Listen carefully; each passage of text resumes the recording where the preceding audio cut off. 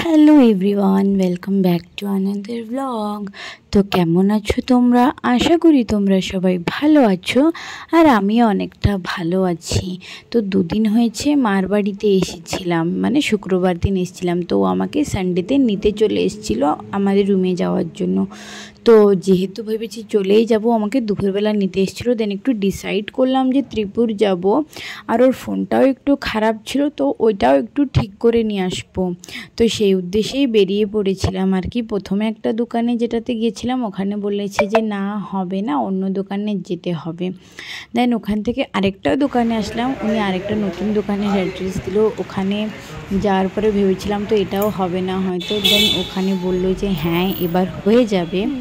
তারপর আর কি ওখানে ফোনটা দিয়ে বললো যে 2-3 ঘন্টাই অ্যাকচুয়ালি ওয়েট করতে হবে। তো আমরা ডিসাইড করলাম যে 2-3 ঘন্টা ওয়েট করার থেকে একটু চেন্নাই সিল্কেতে ঘুরে আসি। যারা যারা ত্রিপুর বা তামিলনাড়ু থাকো তারা হয়তো অনেক ভালো করে এই মলের বিষয়ে জানো।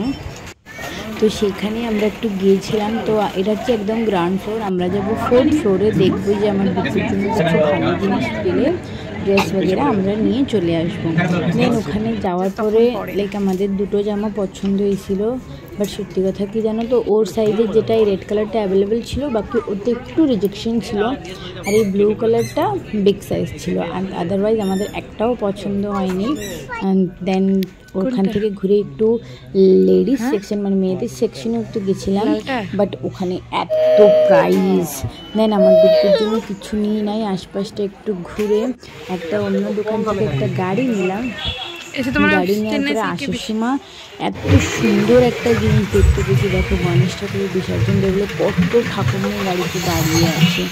দেন ওখান থেকে বেরিয়ে আমরা একটু মার্কেটে গেছিলাম, বিকজ বাজার করতে হবে, উইকেন্ড না, বাকি পুরো সপ্তাহটা খেতে তো হবে না। তো আজকের মতন এইটুকুই। আমার ব্লগটা ভালো লাগলে ব্লগটা লাইক করে দিও, আর আমার চ্যানেলটাকে সাবস্ক্রাইব করে বেল আইকনটাও প্রেস করে দিও। তো বাই গাইস।